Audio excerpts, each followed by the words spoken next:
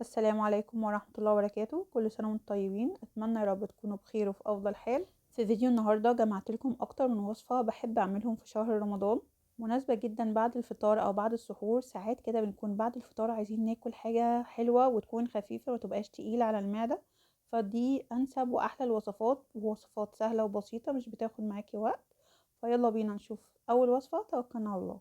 300 جرام بسكوت من اي نوع بتحبيه، وممكن تكتري البسكوت عن كده او تقلليه حسب الرغبه. انا ضربته ناعم بالكبه، وممكن تستغني عن الكبه وتكسريه مثلا بايد هون او اي بديل اخر. هنزل عليه بربع كوب من الزبده واتنين معلقه كبيره من اللبن، وممكن تزودي اللبن. احنا عايزين نوصله لحد ما يبقى متماسك معانا. الغرض من الزبده واللبن انه يبقى طبقه متماسكه. بس بتزودي اللبن معلقه معلقه، احنا مش عايزينه يعجن معانا. هبتدي انزل بيه في قالب بالشكل ده، وممكن نستبدل البسكوت بكيكة لو متاح عندك. بتضغطي كويس على الطبقة دي، عايزينها طبقة متماسكة. ممكن تستخدمي صينية مقاسها أصغر أو تستخدمي الكوباية وتضغطي على البسكوت بالشكل ده. ممكن بدل ما تعملي الكمية كلها في قالب واحد، ممكن تعمليها في أكتر من قالب، وبصراحة الفكرة دي بتبقى حلوة قوي. كل واحد كده بياخد الطبق بتاعه وبياكل براحته. هنسيبهم في التلاجة لحد ما نحضر الطبقة التانية. هنحتاج لتر من الحليب. اللتر بيكون حوالي 4 كوبايات، الكوباية بتبقى 250 ملي. الطبقة التانية دي هتكون كاسترد بالفانيليا. ما عندكيش كاستر ممكن تستبدليها بطبقة من المهلبية. هنزل ب3 معالق كبار من الكاستر، عليهم حوالي 4 معالق كبار من السكر. ممكن تزودي السكر او تقلليه حسب الرغبة. هنقلبهم على البارد كويس جدا لحد ما المكونات تمتزج مع بعض. عايزة اقولك ملحوظة بسيطة، ان انت ممكن تزودي الكاستر معلقة كمان، بس انا بصراحة عايزة القوام يبقى كريمي كده، مش عايزاه يبقى تقيل كده. بعد كده هنرفعها على نار متوسطة مع التقليب المستمر لحد ما يبتدي يغلي كده وتحسي ان القوام تقل. كده بقى جاهز معانا. بعد كده هننزل بيه على طبقة البسكوت. هننزل بالكاسترد وهو ساخن على طبقة البسكوت. وانتي بتنزلي بالكاستر انزلي بيه داير ما يدور، ما تنزليش بيه مركزاه مرة واحدة كده، لان انا عملت كده وللأسف في قليل من البسكوت كده طلع مع الكاستر. كانت غلطة مش مقصودة، بس بصراحة في الطعم كانت خطيرة، كأن انا كده كنت مقلبة شوية بسكوت مع الكاستر. هنسيبها في التلاجة لحد ما الطبقة دي تتماسك تماما، وهي عامة طبقة الكاستر دي ما بتاخدش وقت وبتتماسك على طول. هنحضر الطبقة التالتة. معايا كوب وربع من المية المغلية، هنزل عليها بكيس من جيلي الفراولة، وممكن اي طعم انتي بتحبيه، بس بما ان انا هستخدم فراولة فده ماشي معاها اكتر. كيس الجيلي الواحد بتستخدمي عليه 2 كوب من المية، بس انا استخدمت كوب وربع بس. عايزة الجيلي يبقى تقيل معايا وكمان هيجمد معاكي اسرع. هتقلبيه لحد ما الجيلي يدوب وتسيبيه يبرد تماما. استخدمت فراولة، ممكن تستخدمي اي فاكهة متاحة عندك، ممكن موز، وممكن الاستغناء عن الفاكهة. احنا عايزين نعمل تحلية بالمتاح عندنا. بعد كده ضفت الفراولة على طبقة الكاستر. ما اخدش مني نص ساعة في التلاجة وكان جامد. بس يفضل قبل ما تحطي الكاستر في التلاجة بتسيبيه يبرد وبعد كده بتحطيه في التلاجة. بعد كده جبت الجيلي بعد ما برد تماما. نصيحة مني اوعوا تستعجلوا تستخدموا الجيلي سخن، هيبوظ كل اللي انتوا عاملينه ده، هتلاقي كله دخل في بعضه. ولما بتيجي تنزلي بالجيلي بتنزلي بيه بمعلقة كده صغيرة، وبتنزلي بيه بالراحة كده عشان ما يكسرلكيش طبقة الكاستر. زي ما انتم ملاحظين تحلية بجد سهلة قوي، جربوها مش هتاخد منكم ولا وقت ولا مجهود. بعد ما نزلت بطبقة الجيلي سبتها في التلاجة تجمد. اخدت حوالي 4 ساعات، ممكن تاخد وقت اكتر او اقل. حاجة كده خفيفة لذيذة، مهما اوصف لكم خطيرة، لازم تجربوها. ولادي طبعا ما استنوش لحد ما خلص تصوير. عايزه اقول لكم اصلا انا حاسه ان انا كان ممكن اكلها كلها كده وانا بصور. لما بتدوقي معلقه كده بتحسي ان انتي خلاص بقى عايزه تكملي لحد ما اللي قصادك كله يخلص. اتمنى تكون وصفه النهارده كانت لذيذه كده وحاجه خفيفه. تاني تحلية معانا النهاردة حاجة كده سهلة ولذيذة برضو، بس القيمة الغذائية بتاعتها عالية جدا. فيلا بينا نشوف الطريقة. توكلنا على الله. هستخدم حوالي 150 جرام من البسكوت، هضربهم في الكبة ناعم بالشكل ده. هنزل عليهم بحوالي 3 معالق كبيرة من الحليب. ميزة التحلية الباردة دي ان هي سهلة وبسيطة بمكونات بسيطة جدا. يعني لو مش متوفر عندك البسكوت ممكن تستغني عن الطبقة دي خالص، بس طبعا اي اضافة ولو بسيطة بتفرق جدا في الطعم. انا هفرك البسكوت مع الحليب لحد ما يبقى معايا البسكوت بالشكل ده. هتوزعي البسكوت في بولات او في اطباق صغيرة، ممكن تنزلي بالكمية كلها في بولة كبيرة زي ما تحبي. هتضغطي على البسكوت بمعلقة كويس جدا عشان تكون طبقة متماسكة.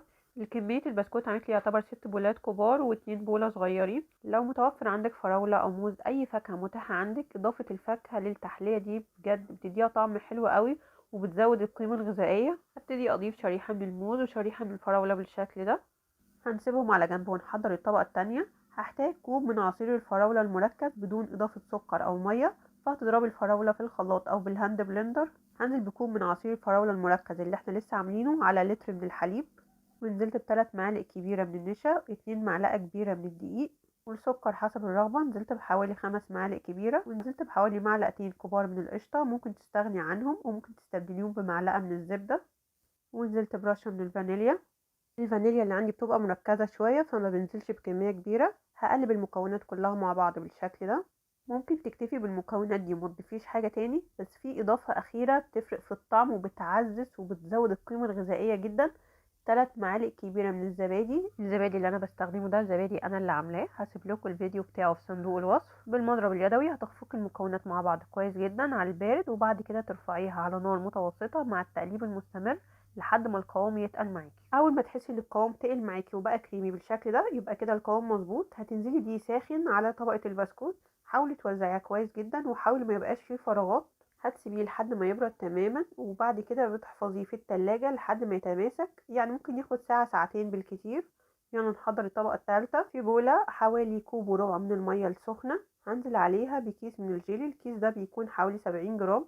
انزلي باي طعم جيلي، مش شرط طعم الفراوله، ممكن تنزلي باي طعم بتحبيه. هتقلبيه كويس جدا، اتاكدي ان الجيلي كله داب في الميه السخنه. عايزه اقول لكم كيس الجيلي الواحد ممكن ياخد 2 كوب من الميه، بس بحب انزل بكوب وربع فقط عشان يكون مركز ويتماسك بسرعه.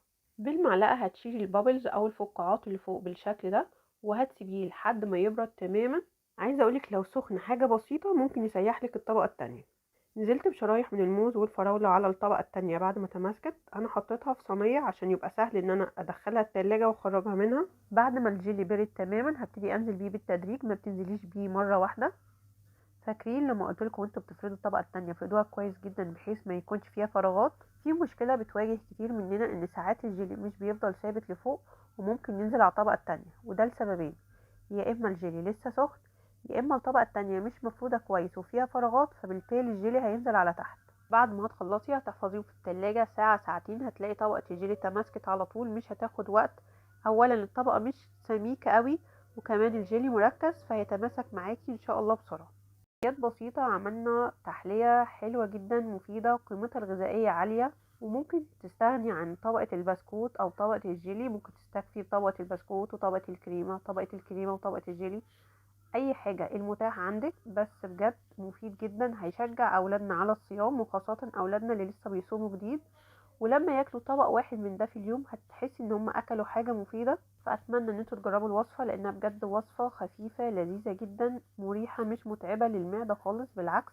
فانا شايفاها وصفة رمضانية مناسبة جدا. يلا نجرب نعمل احلى مهلبية قمر الدين، بجد سهلة جدا، خطواتها بسيطة، مش هتاخد منك 10 دقايق. نقعت لفة قمر الدين في 3 أكواب من المية لمدة ساعة، بيكون وزنها حوالي 400 جرام. وبعد كده برفعها على نار هادية مع التقليب المستمر بالمضرب اليدوي أو بالمعلقة، تتأكدي إن قمر الدين داب تماما. وبعد كده هتنزلي بحوالي نص كوب من السكر، والسكر حسب الرغبة. هحتاج حوالي 4 معالق كبار من النشا، وهنزل عليهم بكوب من المية عادية خالص من الحنفية. هتدوبي النشا مع المية كويس جدا بالشكل ده، ونزلت بيهم على قمر الدين مع التقليب المستمر لحد ما القوام يتقل معايا ويكون بالشكل ده. هتسيبيه لحد ما يبرد خالص وضيفي الاضافات اللي بتحبيها. مهلبية قمر الدين طالعه مظبوطه جدا، القوام حتى بعد ما بتسيبيها في التلاجة بيفضل كريمي كده، بجد خطير. والطعم منها رهيب، يعني باكل منها المعلقه وبنسى كل حاجه.